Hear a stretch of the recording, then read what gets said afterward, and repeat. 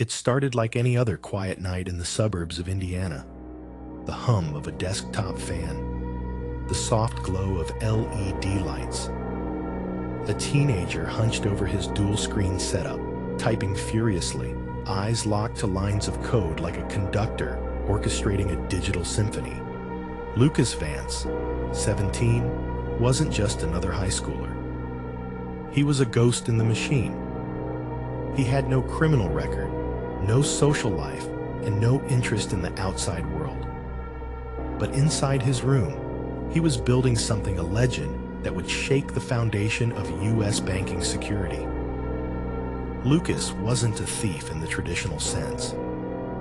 He never picked a lock or brandished a weapon. He didn't need to. His weapons were his keyboard, his scripts, and an internet connection. The story would later be known as the teen hacker who robbed 3 banks without leaving his room. But it didn't begin with a master plan. It started with curiosity. One evening, Lucas discovered a vulnerability in a banking API used by multiple financial institutions. It wasn't earth-shattering, just a small loophole in how microtransactions were verified. Most people would report it. Lucas didn't. He created 3 synthetic identities. Names, addresses, social security numbers, all completely fabricated, but flawless enough to pass digital onboarding checks. 1 identity per bank. Spread out across 3 states: Michigan, Ohio, and Pennsylvania. Over the next few weeks, Lucas developed a suite of custom scripts. He called them Mirage. Their job? To execute thousands of micro deposits, then instantly reroute them through crypto wallets, burner accounts, and finally into cold storage flash drives. His test run was surgical. $1,000 moved in under 10 minutes. No alerts, no holds, no flags. He scaled up. $10,000, then $100,000. By the time he reached $3.1 million, the transactions were still too small and too dispersed to trigger any automated warnings. It was like draining a lake using teaspoons, but at lightning speed. The actual theft took place on a Thursday afternoon. Lucas sat in his room, wearing noise-canceling headphones, surrounded by pizza boxes and energy drinks. While his classmates were in chemistry lab, Lucas was executing the most sophisticated digital bank robbery in recent history. Security systems? Bypassed. Geolocation logs? Spoofed. Device fingerprints? Cloned and scattered. The banks never saw it coming. One believed it was a software glitch. Another blamed outdated encryption. The third didn't even realize anything had happened until 3 days later. Lucas didn't touch a cent. Not right away. That was the genius of it. He let the money sit cold, untouchable, invisible to the system. He didn't upgrade his gear. Didn't drop out of school. He played it cool. But inside, he was hooked. Not on the money, but on the power. The knowledge that he'd beaten them. Outsmarted billion-dollar security teams with nothing but curiosity and code. But even ghosts leave traces. 3 weeks later, during a late-night forum scroll, Lucas slipped. He logged into a private hacking board to read chatter about the breach. But this time, he forgot to activate his VPN. His IP pinged, static, for only a few seconds, but long enough for a flag to trip somewhere in Quantico. The FBI Cyber Division quietly opened a file. Lucas Vance, codename Mirage. They didn't move in, not yet. They watched. They wanted more. They wanted to know if this kid was just a lone wolf or the tip of something larger. Then came the video. It appeared on the dark web like a ghost in the feed. A 4-minute, highly edited clip titled Ghost Protocol: How I Robbed Your Banks. Lucas's voice was masked. The video was a blur of scrambled pixels and digital noise, but the message was crystal clear. 3 banks, 1 bedroom, no fingerprints. The video wasn't just a flex. It was a warning, a challenge, maybe even a declaration of war. But what rattled authorities most were the last 5 words on screen before the video cut to black. This was just the trial. Panic rippled through the banking industry. News outlets speculated. Cybersecurity firms went on red alert. Social media dubbed him the digital Houdini. But Lucas, he was already planning the next phase. He wasn't interested in repeating the same heist. He wanted something bigger, deeper.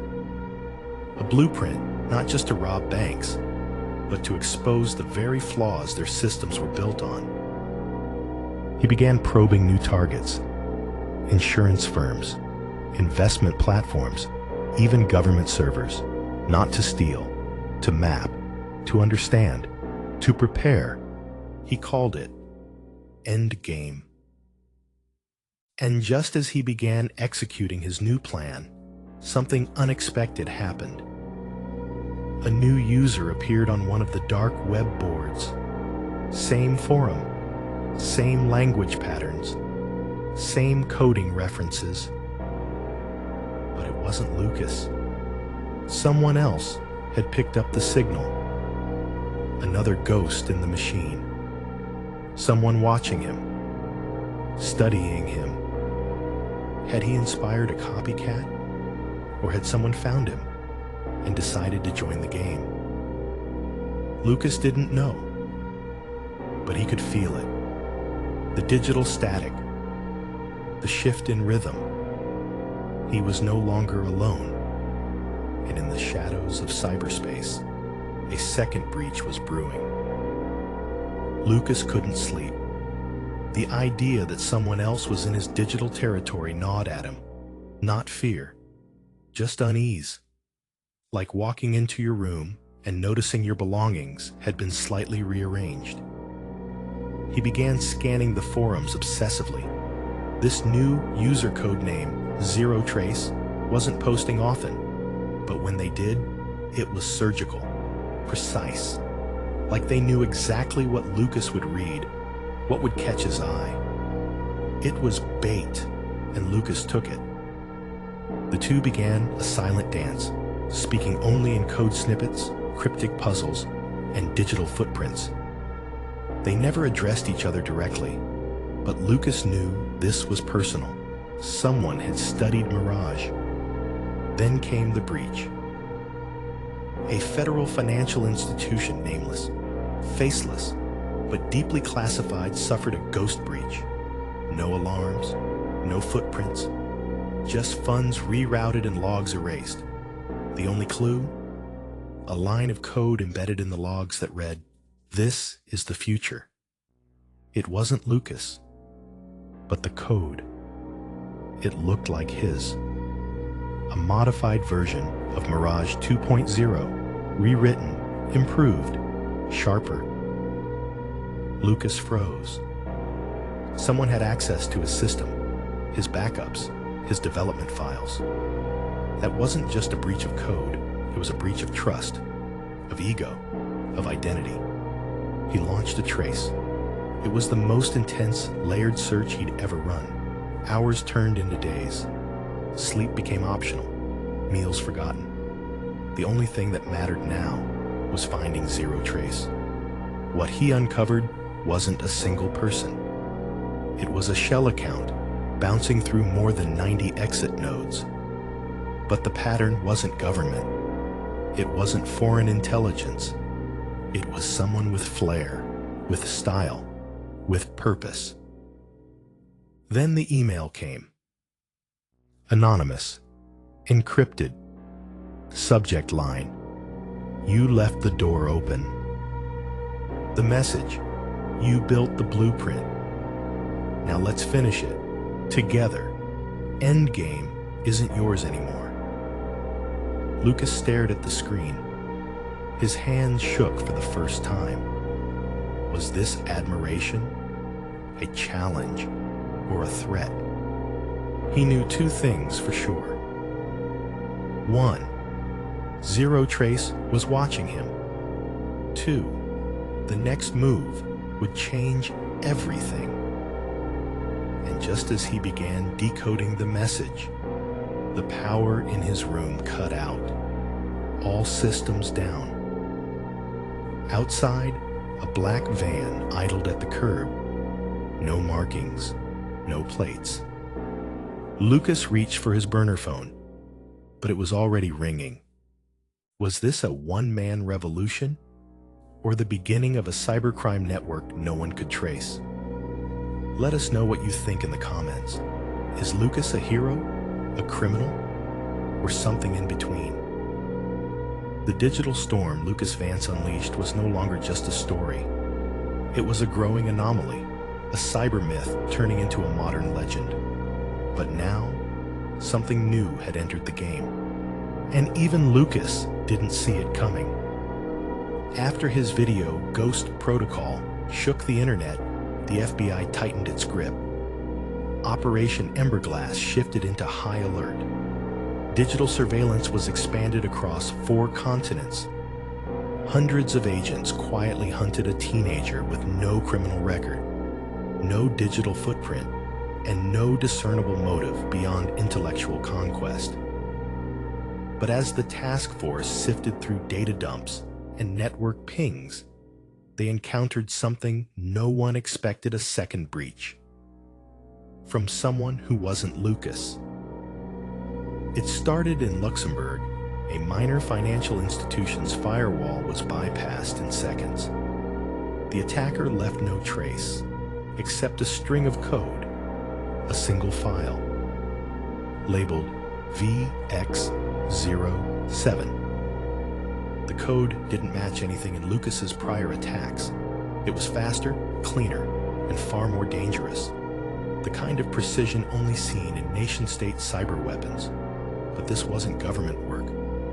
This was freelance brilliance, or madness. The FBI's lead analyst ran the signature through every international threat database. No matches. Then the second breach hit. A brokerage firm in Toronto reported a similar incursion. No money taken, no files copied, just the same VX-07 code and a message. You found the ghost, but who's watching the shadows? That was when the reality set in. Someone was piggybacking on Lucas's infamy. Either a rival hacker or a silent partner. Lucas, meanwhile, had gone completely dark. No IP traces, no forum sightings, no fresh aliases. To the FBI, it looked like he'd either vanished or been silenced. But inside a rented storage unit 2 counties over, something was humming quietly. A solar-powered server rig, custom-built and deeply encrypted, sat buried beneath layers of clothes and old electronics. Inside it, an auto-scheduled script was set to activate at 3:07 a.m. on October 13th. The script? A time-locked message from Lucas. A voice, distorted but unmistakably young, played back through scrambled audio. If you're hearing this, they've found me, or I'm about to disappear. But understand this, I never touched VX-07. I never broke the second wall. Someone's using my name, or someone's coming for me. And if they crack the next phase, this whole system, financial, governmental, global, it doesn't survive. The message ended with coordinates, deep in the Nevada desert. Meanwhile, back in Washington, the FBI launched a black file investigation into VX. One analyst compared its logic patterns to something called Project Nomad. an abandoned AI-based surveillance tool developed in secret between 2012 and 2015. The project was shelved after a failed test accidentally shut down an entire energy grid for 6 hours. But VX07 wasn't AI. It was worse. It adapted. The FBI tried to isolate the code, and it rewrote itself in real time. No one had ever seen anything like it, except maybe Lucas. Because 2 years earlier, during a high school science fair, he had submitted a project on self-healing code models. His proposal was rejected for being unrealistic and ethically concerning. But now, that fantasy was alive and weaponized. Cut to a late-night train station in Albuquerque. A grainy security cam catches a hooded figure boarding an empty freight car with a duffel bag and a laptop strapped to his chest. The timestamp is exactly 3:07 a.m. Authorities couldn't verify it was Lucas, but the duffel bag, it had the initials LV stitched into the side. Was it a setup, a trail, a message? The next morning, 5 regional ATMs across 2 states simultaneously dispensed cash, without anyone requesting it. Cameras caught nothing. Logs showed no transactions, just spontaneous cash drops. All bills marked from one of the original banks Lucas hacked, and inside each machine, a paper slip. Phase 3 begins when you stop looking at me and start looking at yourself. The internet lost its mind. Conspiracy forums erupted. Was it a Robin Hood act? A final taunt? Or proof that Lucas or someone else was escalating the game beyond money, beyond revenge, into something global? And then, the blackout. October 14th, 9:17 p.m. Eastern. The stock exchange froze. Trading halted. Banking apps crashed. Across 7 states, digital infrastructure flickered and rebooted. No one claimed responsibility, except one person. A text-only message was posted on an obscure encrypted forum tied to dark web intelligence circles. It read, VX07 has entered Phase 3. The ghost failed containment. There is no off switch now. Signed with a new alias, Null Origin. Who was Null Origin?